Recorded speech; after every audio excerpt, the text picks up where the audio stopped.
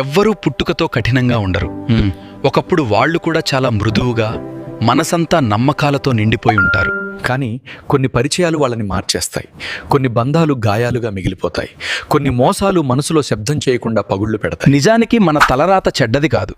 మన జీవితంలోకి వచ్చే కొందరు మనుషులే ఆ మంచి తలరాతను నరకంగా మార్చేస్తారు. అనుభవం నేర్పిన పాఠం ఏ పుస్తకం నేర్పలేదు. అవమానం ఇచ్చిన గుణపాఠం ఏ గురువు చెప్పలేదు. ఎవరినైతే మనవాళ్ళు అనుకుని మన బాధ మొత్తం వాళ్ళ ముందుంచుతామో కొన్నిసార్లు అదే వాళ్ళు మన కన్నీళ్లను కథలుగా చెప్పి నవ్వుకుంటారు. మన గాయాన్ని అర్థం చేసుకోవాల్సిన వాళ్ళు దాన్నే జోక్గా మార్చినప్పుడు మనసు ఒక్కసారి కాదు 1000 సార్లు చస్తుంది. ఓదార్పు ఇస్తున్నట్టు నటిస్తూ నీ బలహీనతలను తెలుసుకుని అదే బలహీనతతో నిన్ను విరగ్గొట్టే మనుషులుంటారు. అందుకే ప్రతి ఒక్కరి ముందు నీ మనసు విప్పొద్దు. ప్రతి నవ్వే నిజమైన ప్రేమ కాదు. ప్రతి దగ్గరయ్యే మనిషి నీ బాధను మోయడానికి రాడు. నీ కన్నీళ్ల వెనకాల కారణం తెలుసుకోవడానికి కాదు, నీ బలహీనత తెలుసుకుని ఒకరోజు నిన్ను ఉపయోగించుకోవడానికి వస్తారు. జీవితంలో ఒక నిజం గుర్తుపెట్టుకో, బాధను పంచుకోవడం తప్పు కాదు, కానీ ఎవరితో పంచుకుంటున్నావో తెలుసుకోవడం చాలా ముఖ్యం.